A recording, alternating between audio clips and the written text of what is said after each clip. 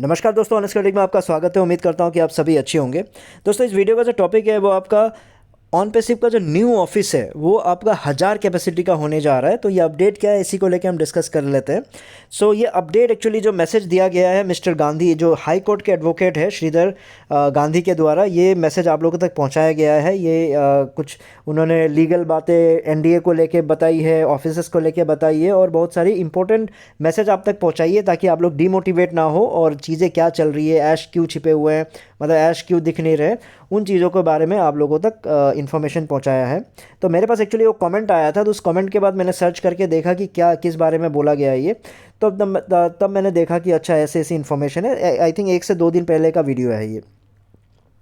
तो चलिए जो मैसेज इंपॉर्टेंट जो बातें हैं मिस्टर गांधी ने जो आप लोगों तक पहुंचाई है उसको हम डिस्कस कर लेते हैं। प्लस उसको हम अपने चैनल में जो करते हैं एनालिसिस करेंगे, प्लस क्या सही है क्या गलत है उस पर हम डिस्कस करेंगे। मैसेजेस क्या है, तो पहले उन्होंने एनडीए से शुरू किया कि किस तरह से एनडीए उनको इतना ज़बरदस्त लगा कि उन्होंने आज तक के अपने लाइफ में ऑन पैसिव ने जो एनडीए दिया है वैसा एनडीए उन्होंने आज तक नहीं देखा था। और एनडीए का जो बेस्ट पार्ट था वो रिफंड पॉलिसी जो है, तो रिफंड पॉलिसी की वजह से उन्होंने 1.5 लाख का इन्वेस्टमेंट कर दिया और प्लस 16 आईडीज़ उन्होंने ले लिया था ऑन पैसिव का। उन्होंने ये भी एश्योरेंस दिया है कि अपकमिंग डेज़ में जो ऑन पैसिव का जो प्रोडक्ट है पूरी दुनिया यूज़ करने वाली है। और इसलिए जो अभी हैदराबाद का जो ऑफिस जो शिफ्टिंग चल रहा है वो एक नए लोकेशन में शिफ्ट हो रहा है। इसलिए हो रहा है क्योंकि जो पुराना ऑफिस है उसमें सिर्फ 400 लोग बैठ सकते थे, अब जो नया ऑफिस है उसमें 1000 लोग बैठ पाएंगे। तो इसलिए आप लोगों को डीमोटिवेट होने की ज़रूरत नहीं है, क्योंकि ऑन पैसिव में टाइम लग रहा है। ऑन पैसिव एक आईटी कंपनी है, एमएलएम कंपनी नहीं है, और ये 1000% लीगल कंपनी है क्योंकि इन्होंने अपना प्रेजेंस है, इनका जो प्रेजेंस है 2010 कंट्रीज़ में ऑलरेडी उन्होंने सेटअप कर लिया है और उनके जो नेसेसरी लीगल एग्रीमेंट्स कर लिया है रेलिवेंट डिपार्टमेंट्स के साथ, उन कंट्रीज़ के साथ जहाँ जहाँ मतलब लीगल जो भी करने की ज़रूरत पड़ती है वो सारा कुछ कंप्लीट कर चुके हैं। तो ऐसे कंपनी के लिए आप लोगों को शुक्रगुजार होना चाहिए कि ऐश इतना दिलदार होके, इतना बड़ा आदमी है, इतना भगवान है कि उन्होंने मतलब सिर्फ 9,000 दे के आप लोगों को ऐसी कंपनी का फाउंडर बनने का मौका दिया गया है। टाइम लग रहा है, हर चीज़ में टाइम लगता है। फेसबुक को 12 साल लग गए, गूगल को 10 साल लग गए सक्सेस होने में। तो ऐसी बातें बोल के आप लोगों को मोटिवेट करने की कोशिश की है, ये इन्फॉर्मेशन आप लोग तक पहुंचा है। तो चलिए थोड़ा बहुत एनालिसिस कर लेते हैं। तो पहली बात है रिफंड पॉलिसी को लेकर डिस्कस कर लेते हैं। देखो, एज एन एडवोकेट मुझे तो लग रहा था कि आप जो ये एनडीए है, रिफंड पॉलिसी है, ये आप लोगों के लिए इतना बेसिक सा चीज़ है। ऐसा क्या एनडीए में आपको मिल गया कि आपने दुनिया में ऐसा एनडीए कभी नहीं देखा होगा। रिफंड पॉलिसी क्या है? रिफंड पॉलिसी में जब स्टार्टिंग में जब एनडीए आया था तभी मैंने आपको समझाया था कि रिफंड पॉलिसी जैसे एक मार्केटिंग गिमिक है, ये एक मार्केटिंग का तरीका होता है ताकि आप लोगों पे क्या कर सके, ट्रस्ट बिल्ड कर सके, कॉन्फिडेंस बिल्ड कर सके कि कस्टमर हाँ, और एनकरेज कर सके जो नया कस्टमर है, अरे रिफंड है मैं ले लेता हूँ, फिर कन्वर्जन को इंक्रीज़ कर सके। उससे क्या होगा कि आप लोगों को तो थोड़ा सा कॉन्फिडेंस आ जाएगा। अब क्या कर लोगे, एक बार जैसे ही आपने इन्वेस्ट कर दिया, एक बार जैसे आपने 9,000 दे दिया, उसके बाद अब कंपनी का काम है कि किस तरह से आपको मोटिवेट करते रहे। तो यही चीज़ ऑन पैसिव ने किया है। तो फर्स्ट टाइम सबसे जो इंपॉर्टेंट चीज़ क्या होता है, सबसे बड़ा इंपॉर्टेंट चीज़ होता है कि आपसे जेब से कोई भी मार्केटिंग का सबसे इंपॉर्टेंट चीज़ होता है कि आपके जेब से कैसे उस प्रोडक्ट के लिए यानी कंपनी तक वो पैसे को निकाल कर ला सके। जैसे ही वो कंपनी तक वो पैसा आ गया, उसके बाद फिर कंपनी का स्ट्रेटजी होता है कि किस तरह से अपने प्रोडक्ट को लेके, स्टेबिलिटी को लेके, अच्छी अच्छी चीज़ों को लेके आपको रिटेन कर सके।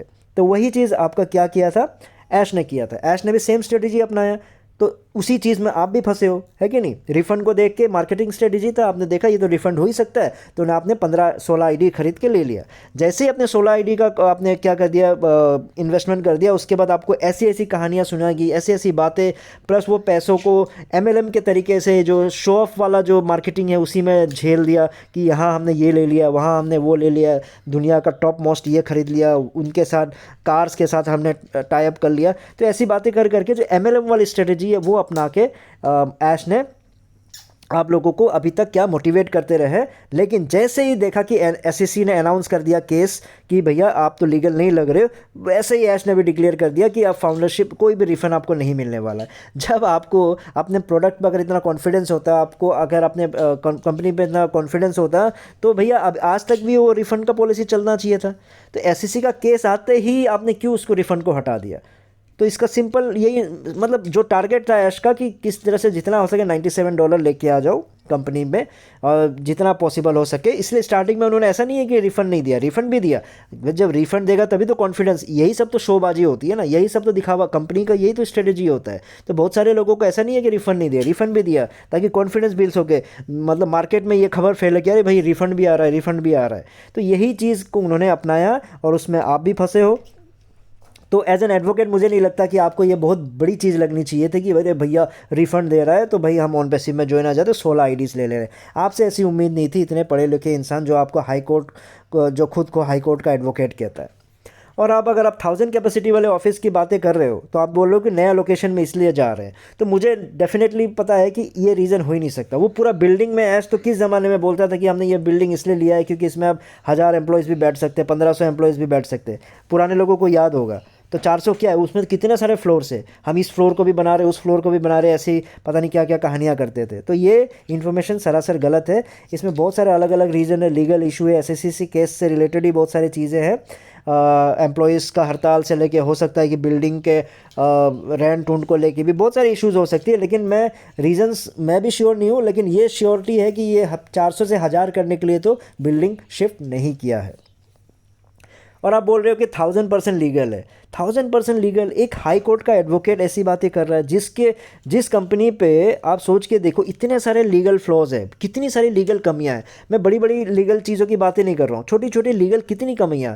तो आपको ऐसे जो बेवकूफ़ लोग हैं जैसे गुशमिंदर है, बाकी जो सो कॉल लीडर्स हैं, कॉपी ट्यूबर्स हैं, ये लोग अगर ऐसी बातें करेंगे तो समझ में आता है। आप एक हाई कोर्ट का लॉयर होके, एडवोकेट होके आप इस तरह से ऐसा स्टेटमेंट दे रहे हो, बहुत ही शर्मनाक है, ये बहुत ही शेमफुल है। आप लोगों को एज अ लीगल टीम क्या होता है, एज अ लीगल पर्सन आपको अगर उसमें थोड़ी भी कमी होने से ना, तब भी आप बोलोगे कि ये लीगल नहीं है। और इतनी सारी कमियों के बाद आप कैसे बोल सकते हो कि 1000% लीगल है। ठीक है, वो एसईसी का केस को मैं अलग रख रहा हूँ, लेकिन अब लीगल तरीके से भी देखो कि बिना केवाईसी करवाए, बिना कुछ करवाए, दे पैसा लो पैसा, यही करते रहे पूरे साल। अगर एक कंपनी में आपको फाउंडर बनाया, कभी भी आपका केवाईसी किया, ऐसा कौन सा फाउंडरशिप आपको दे दिया, ना आपका कोई डॉक्यूमेंट्स लिया कंपनी ने। अब एक नॉर्मल चपरासी भी बनने जाते हो किसी कंपनी का, तब भी आप डॉक्यूमेंट्स देते हो। आप एक कंपनी का फाउंडर बन गए, एक आधार कार्ड तक आपने कंपनी को नहीं दिया और आप अपने आप को लीगल, आप ये बता रहे हो कि 1000% लीगल है। बहुत ही शर्मनाक बात है एडवोकेट मिस्टर गांधी, आपसे ऐसी उम्मीदें नहीं थी। एक पढ़ा लिखा इंसान भी अगर ऐसा बोलता है तो विदेशों में बहुत ही गलत इंप्रेशन जा रहा होगा आपके इन चीज़ों की वजह से। ठीक है, तो ये लीगल चीज़ों पे मुझे लगता है कि मैंने भी क्लैरिफिकेशन दे दिया है। फिर उसके बाद आप आ जाते हो इस पर 12 साल सक्सेस, वही सेम कहानी। अब कई पुराने ज़माने से मैं आप लोगों को समझाते आ रहा हूँ, फेसबुक, अलीबाबा, पता नहीं कितना वीडियोस मैंने आप लोगों को बनाया। यही सब चीज़ें मैंने आपको बताया कि किस तरह से आपको मतलब ये इसको 12 साल लगे, उसको 10 साल लगे, यही बोल बोल के आप लोगों को ऑन पैसिव क्यों टाइम लगा रहा है उस पर मोटिवेट करते आ गए। और मैंने कितने सारे वीडियोस स्टार्टिंग में भी आप लोगों को बनाया था कि ये बता के कि भैया ये देखो इतना क्या, किसको कितना कितना टाइम लगा है ना। फिर आप लोग यही बोलते थे अरे गूगल से उठा के दे दिया वहाँ से। अरे भैया गूगल से तो उठाऊँगा मैं, थोड़ी फेसबुक जब बन रहा था उनके साथ बैठा था। तो जब मैं समझाना क्या चाह रहा हूँ कि जब जो चीज़ें जिस कंपनी के बारे में ऑनलाइन सब कुछ अवेलेबल है उसके बारे में हम लोग गलत चीज़ें क्यों सुनते हो। मेरा बस इसी चीज़ का मेरी नाराज़गी रहती है। अगर कुछ भी आके ऐश सुनाता है, गुशमिंदर जैसा बेवकूफ़ इंसान कुछ भी आके अगर समझाता है तो उसको सुनो, लेकिन उसको एनालिसिस करो, उसको थोड़ा सा फैक्ट चेक करो, उसके बाद समझो, उसके बाद मानो। मानना उनना है बस उनका सुन के फिर मेरे नीचे कमेंट कर देते थे फेसबुक को भी तो इतने साल लग गए, इसको भी तो इतना साल लग गए। अब इन्होंने फिर वही बोला कि गूगल को 10 साल लग गए, फेसबुक को 12 साल लग गए। चलो इसका मतलब फेसबुक को हल्का सा मैं आपको बता देता हूँ दोबारा। ये अब देखो फेसबुक का क्या है कि ये देखो ऊपर जो है, ऊपर का लाइन इग्नोर कर दीजिएगा, मैं पुराने वाले उसमें चला रहा था ये आपका ये क्या बोलते हैं स्लाइड, तो उसी पे मैंने उसका जो टॉपिक है उसको चेंज नहीं किया। इसमें क्या है कि फेसबुक देखो, फेसबुक का लॉन्च कब हुआ था, 2004 में फरवरी।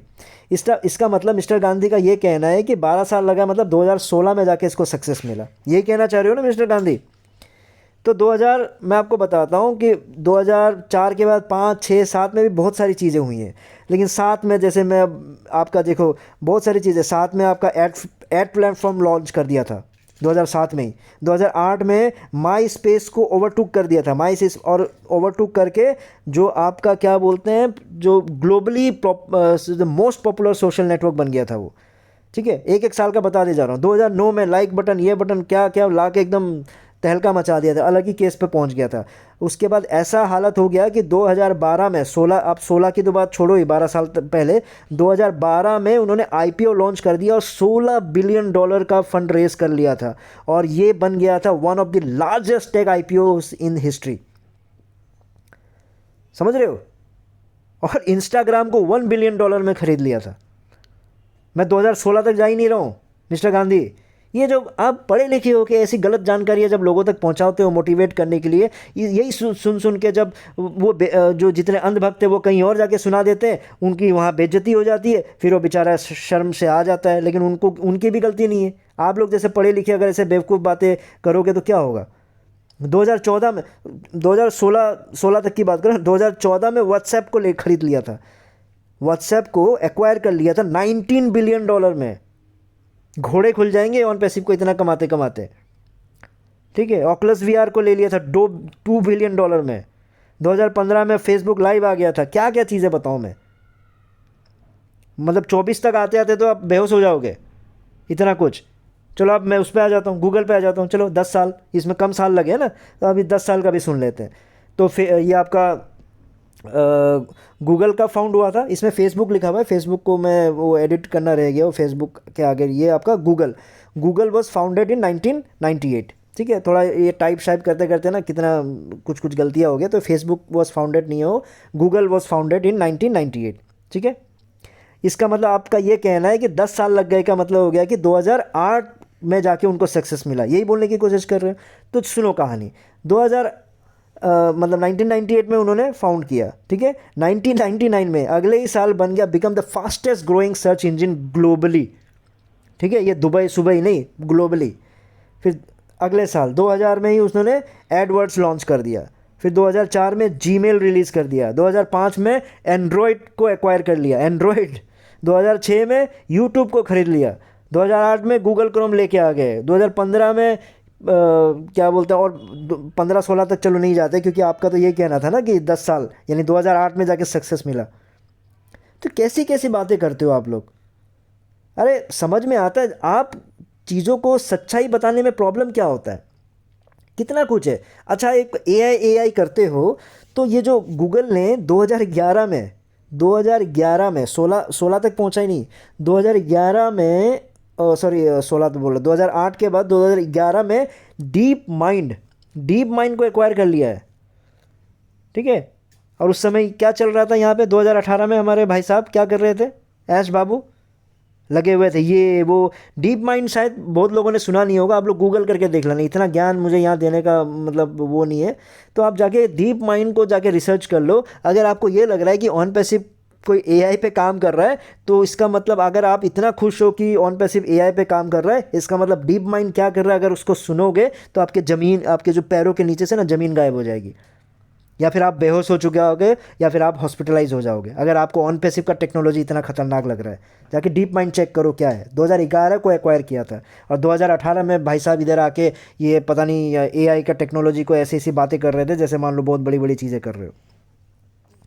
तो भाई साहब, मैं बोलना क्या चाह रहा हूँ, अगर एक एजुकेटेड पर्सन मिस्टर गांधी जैसा लोग अगर फाउंडर्स को ऐसी बकवास, बेकार और इलॉजिकल बातें बोल बोल के, इररिलेवेंट चीज़ें बोल बोल के अगर मोटिवेट करते रहते हैं, तो समझ जाओ कि जो बड़े बड़े बातें करता था ना, हमारे यहाँ एडवोकेट ने ज्वाइन किया है, इंजीनियर्स ने ज्वाइन किया है, ऐसे ऐसे लीडर ने ज्वाइन किया है, पॉलिटिक्स से ज्वाइन किया है, तब आपको समझ में आ ही गया होगा कि किस तरह के एडवोकेट ने ज्वाइन किया है और किस तरह के इंजीनियर ने ज्वाइन किया है। तो उम्मीद करता हूँ आप लोगों को कुछ समझ में आया हो इस वीडियो में। इतना ही था, फिर नए वीडियो में नए टॉपिक के साथ आऊँगा। तब तक के लिए टेक केयर, बाय बाय।